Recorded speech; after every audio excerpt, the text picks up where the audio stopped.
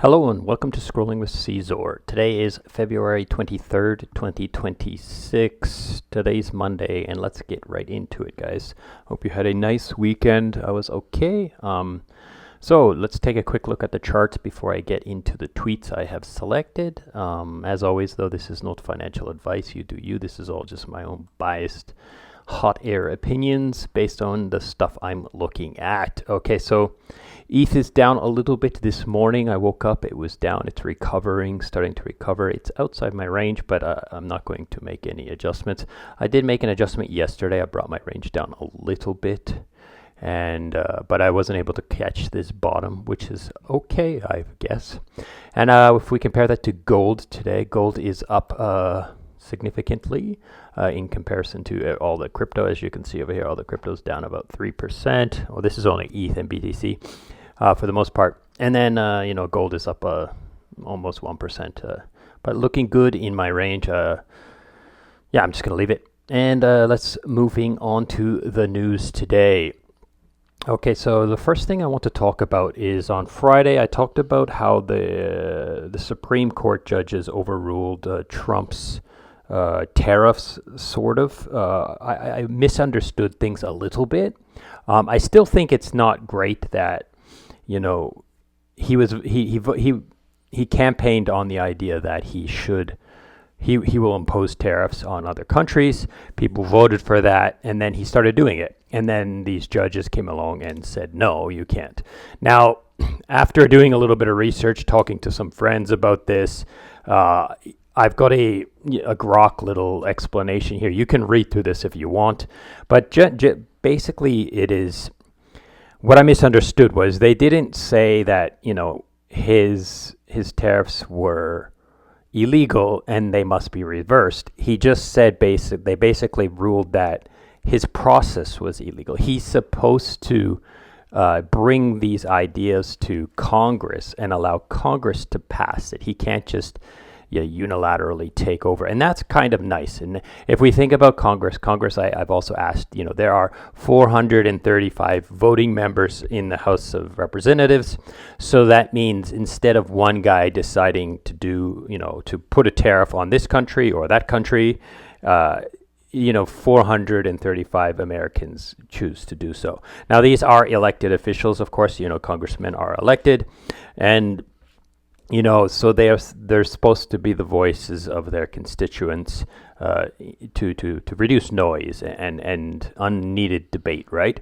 So now I don't really believe that Congress actually does speak for their constituents in a clear and accurate manner, but I do believe that it's better than one guy deciding whether or not what is right and what is wrong for the American people.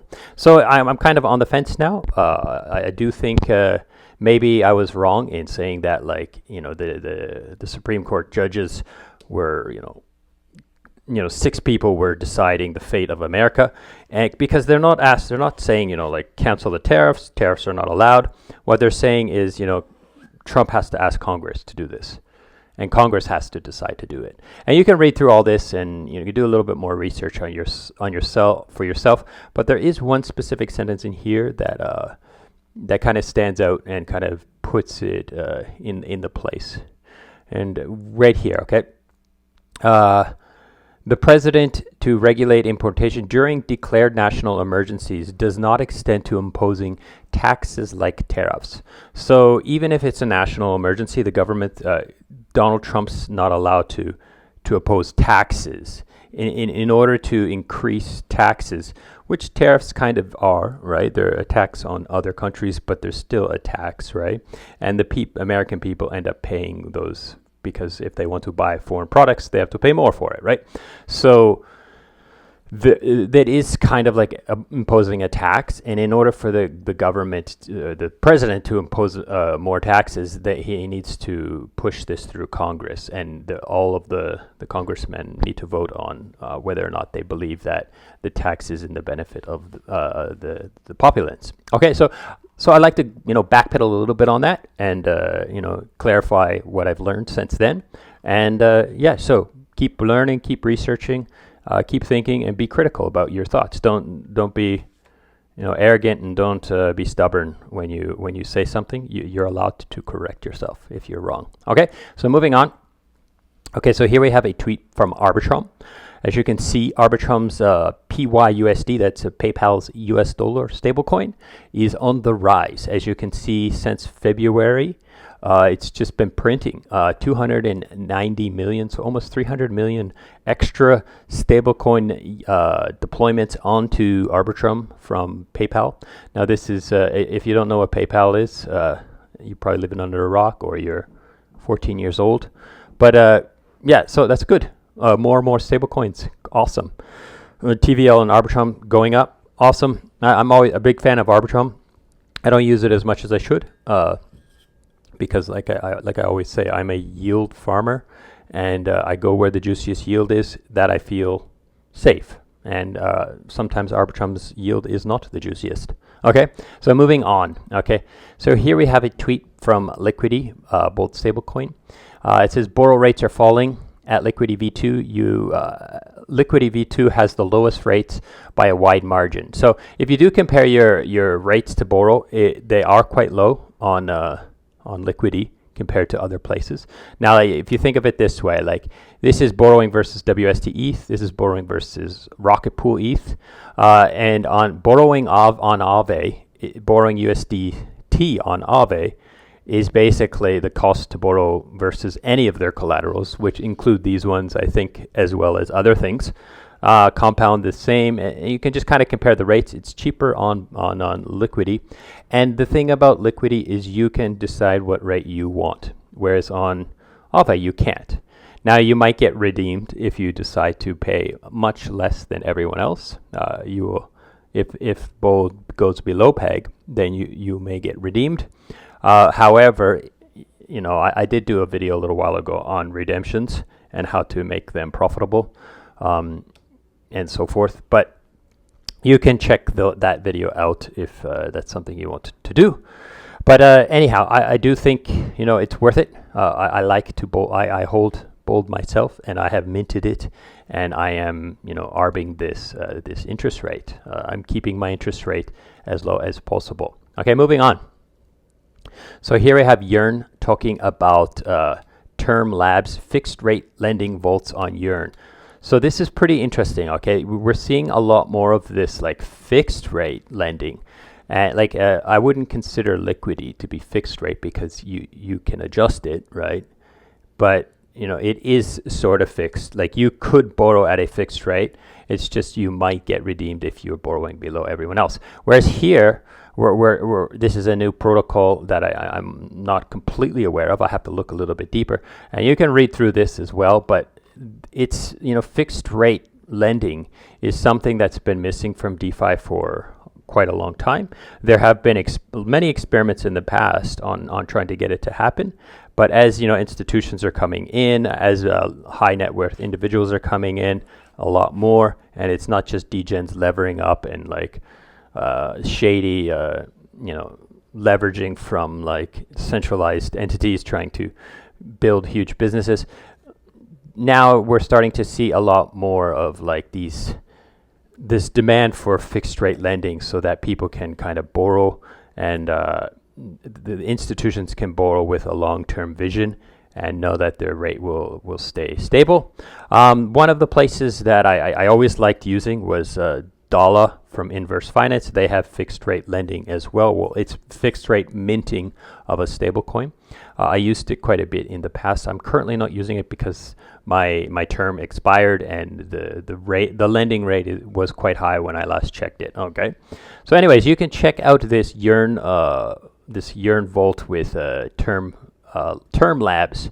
I'm going to dig a little bit deeper on this and see what's here for myself, but it is news and it is worthy checking out. Okay, so here we have ETH Strategy talking about how to buy half price ETH. Okay, you can read through this article. I read through it, and actually I did a a talk recently with one of the people from ETH Strategy.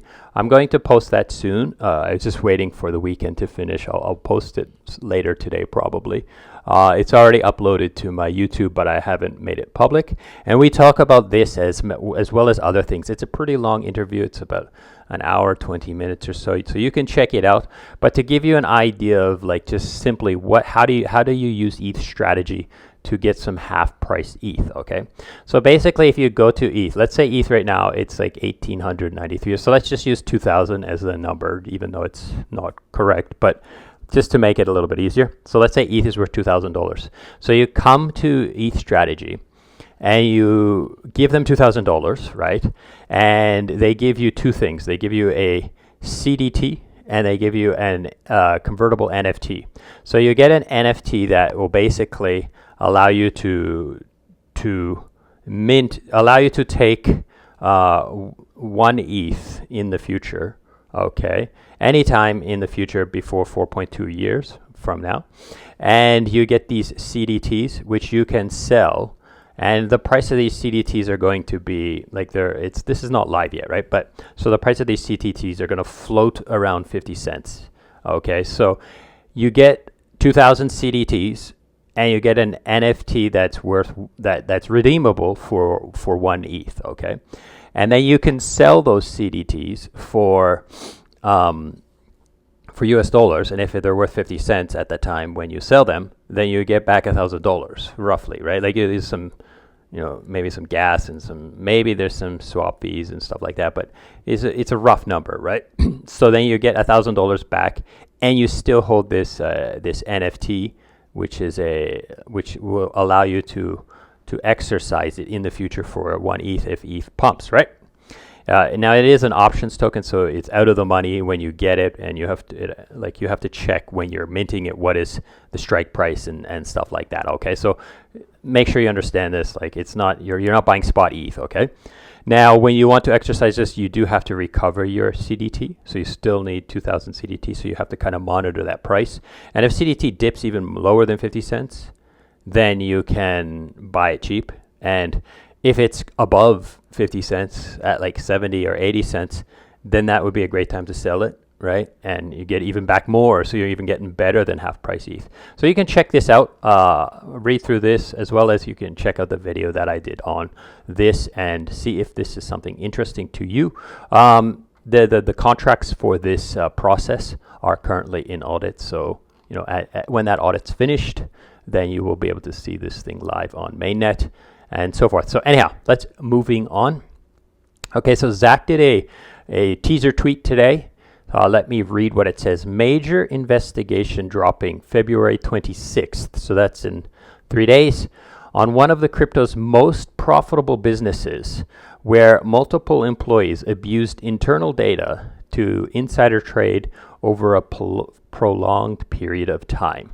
And then there's just tons of speculation, right? Tons of speculation on what that might be, what that might mean, and who is this major profitable business, and who knows what's going to happen.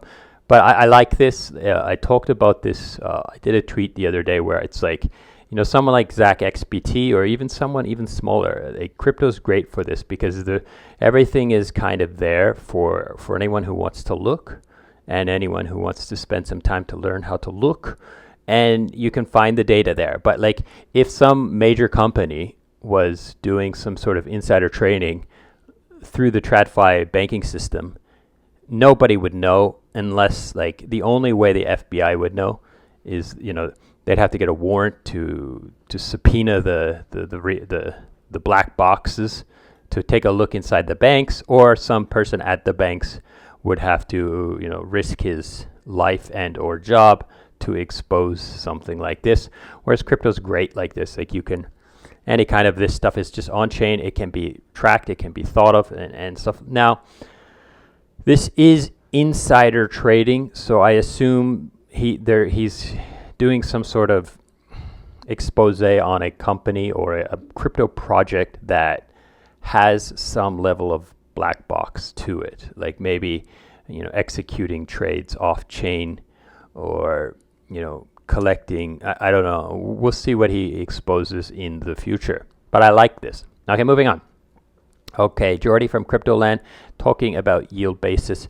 I did talk about this in the past. It's a tweet article on the temporary redemption discount. So sometimes if you deposit into yield basis, the pool might go out of balance, and if the pool goes out of balance, then it's a terrible time to withdraw your BTC from yield basis. You have to wait until this thing rebalances.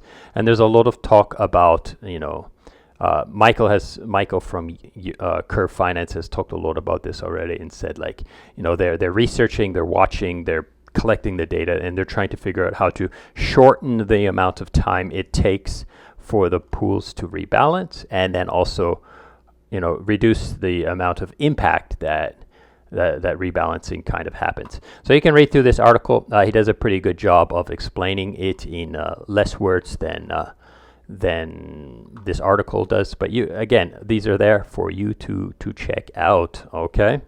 Moving on. Here I have Duck Degen. He's found something, and Mark from Aave has he's kind of corrected him but agreed with him. Okay, so let's read what Duck Degen has found. Okay, so he's found $455,000 of zombie and what he calls bad debt on Aave V3 on Polygon that literally zero liquidation bots can touch. So here's the picture here down here. So it says a borrower owes 385,000 euros, stasis euros, against $520,000 worth of collateral. That's a health factor of 0.89. The problem: Euro has zero DEX liquidity on Polygon, Euro S, right? You can't flash loan it. You can't swap it out. You can't swap into it. Every liquidation bot in the world sees this position and gives up. So it's Mark says it's not technically bad debt because the collateral is worth more than the debt. So if you do check, 385,000 euros is worth more than $520,000 of collateral. So it's not bad debt, but it is it could be. It could become bad debt because it can't get liquidated, right? So I think this is kind of scary a little bit because, Aave is supposed to be the pinnacle of risk management. And here's a case of a lack of, I wouldn't say due diligence, because I assume when they allowed euros onto the platform, they assessed the liquidity that was there. But as the liquidity dropped, there was no reaction. There was no forcing of this individual to repay his debt and come back with those Eurostasis coins. Oh, and it's against BTC actually. So BTC is pretty. If BTC continues to fall, then that euro might, as you can see, the values are. It's not bad debt, but as you can see, yeah. So anyhow, I don't know what to do about this. Maybe this is a design problem, and Aave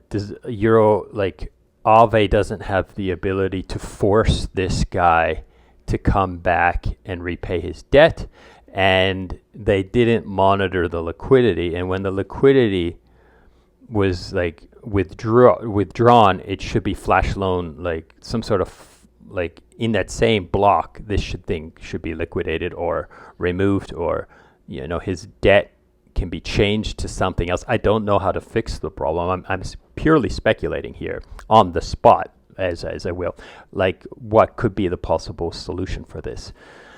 It's pretty bad, but at the same time, it's not as bad as it could be, but it definitely can get much worse. And I don't know how to fix this and what to do about this. I didn't read through all these, but this is... So he says, sorry if I'm not right, but how is it bad debt already. Okay, so it's not bad debt already, so that was already correct. Moving on. So yeah, so that's that. I don't know, maybe there's a design problem here. Maybe because these markets aren't isolated, it's even worse than it appears, because not only does this affect this specific instance of borrowing euros versus WBTC, but it also affects everybody else that's inside these markets right now. Okay, moving on. So Silo in turn retweets something and just says silo the risk. So I think this is a very good segue, because it's talking about, first we talked about Aave and how, you know, that we have some cross contamination of that almost bad debt position, that zombie position. And here we have another idea. Okay, so Dimitritov, he tweets out this, and I'm going to read what it says, and it's loading. So a subtle difference between Uniswap v3 and Uniswap v4 is that most people miss. V3 uses a separate contract per pool. Each pool holds its own tokens. V4 uses a singleton. All pools share one contract holding all tokens. What this means for security, a vulnerability in V4's accounting logic doesn't drain one pool, it drains every pool.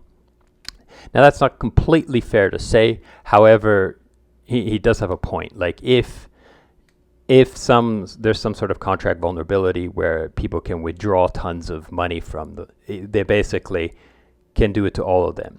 But I would think the same thing would be true on V3. It would just require a separate transaction per pool, right?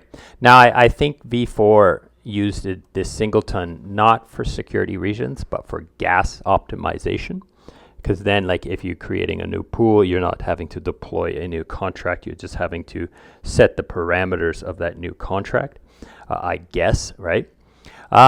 There's not a whole lot of comments on it that are that I saw as great or as worthy, but this person does says this makes 0 sense because V3 all pools share the same implementation, so a bug in one is also a bug in the entire DEX. So yeah, that's kind of my point. Is like exactly that he's expressed my point a little clearer than I did myself, and that is yeah. So it's the same problem, so to speak. Okay, so like I say, but you would just need separate transactions to drain V3, whereas in V4 you could probably send a single transaction to drain it all. Okay, yeah. So take a look at that, think about that, and adjust your risk accordingly. Okay, let's moving on to Benjamin from Cap Money. This is fantastic. So if you don't know how Cap Money works, I do have a video on my channel.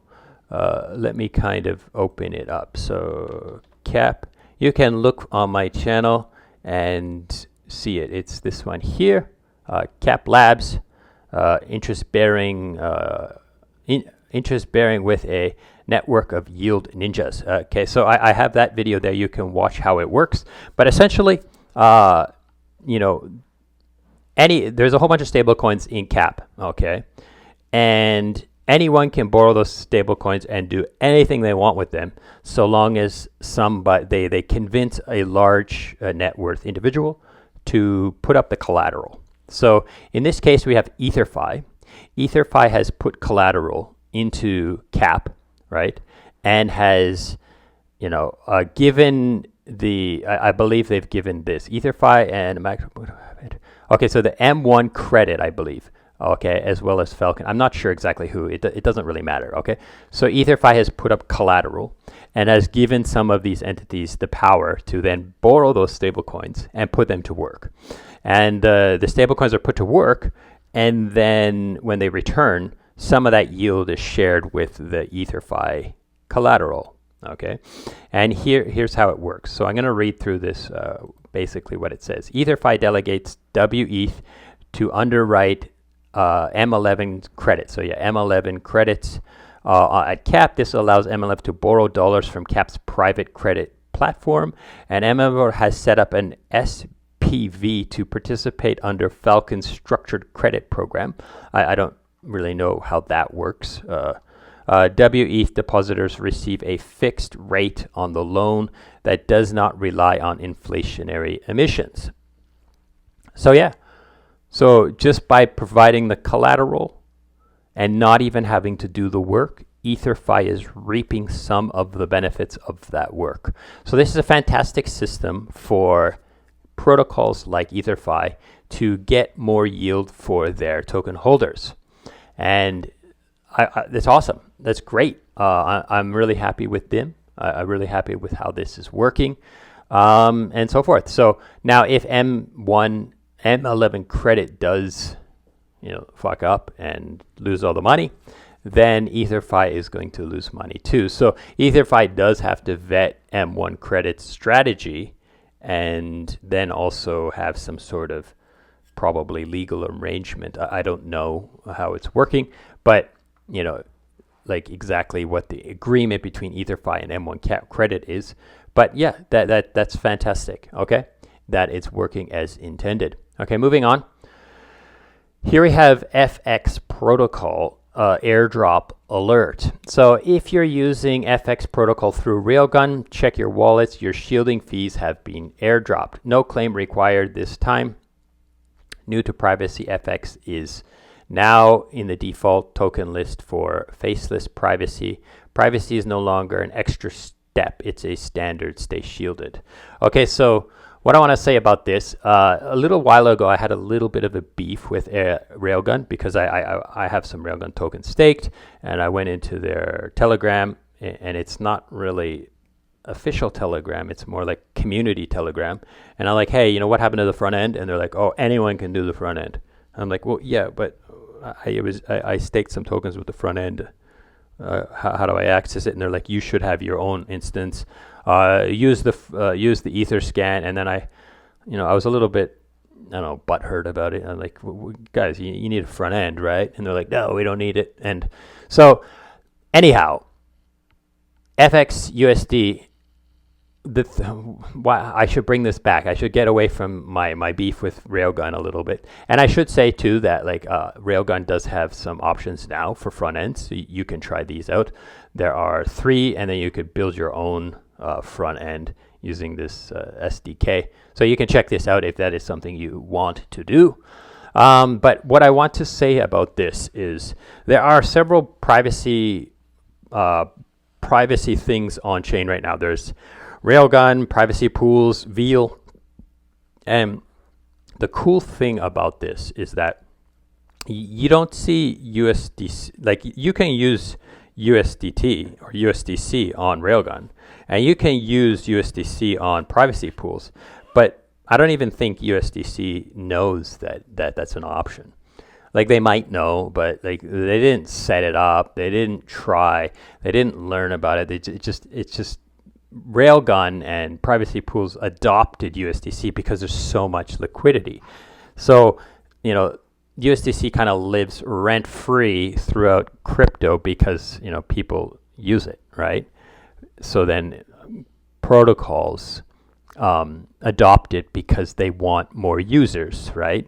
They want more traffic, right? However, in this case, protocol FTX, so FXUSD has learned how Railgun works and is incentivizing people to use Railgun by airdropping them. And they did the same thing on privacy pools. I talked about this a couple weeks ago. Like if you deposit FXUSD into privacy pools, then you also get an airdrop just by providing, using the platform. So I think this is fantastic that DeFi coins learn about DeFi building blocks or the Legos and then incentivize the use of them and integrate with them. Whereas, USDC just kind of gets a free ride, which kind of sucks for the DeFi stablecoins. But it's worthy to note that the DeFi stablecoins or the DeFi projects are integrating, reaching out to teams, working together to make, better products for everyone. Okay, and in this case to increase privacy utility. Okay, so check this out if you do use Railgun. It's a little bit hard right now. These front ends, I did play a little bit with them. You're probably best off using the terminal wallet, or downloading this Railway wallet, which is its own wallet, which kind of sucks. But it's not like I don't want to use a wallet specifically for cleaning my privacy, right? But at the same time, it works, right? So anyhow, check it out. Privatize your pools, your money. Get some privacy and protect yourself. Okay, I got a few more. I think I got 3 more tweets here for you. So Johnny Online has tweeted. There's not a lot of news on this. I'm surprised. It's not an exploit. Okay, so Fluid has some bad debt type problems. Okay, it's not bad debt, but I'll read through what happened. What Johnny explains happened, and so forth. So you can dig deeper. If you are in this, you probably really should need to look and find out what's going on here. Okay, so Xerox Fluid has executed a proposal to cover almost 300 ETH losses in their Fluid Lite vault.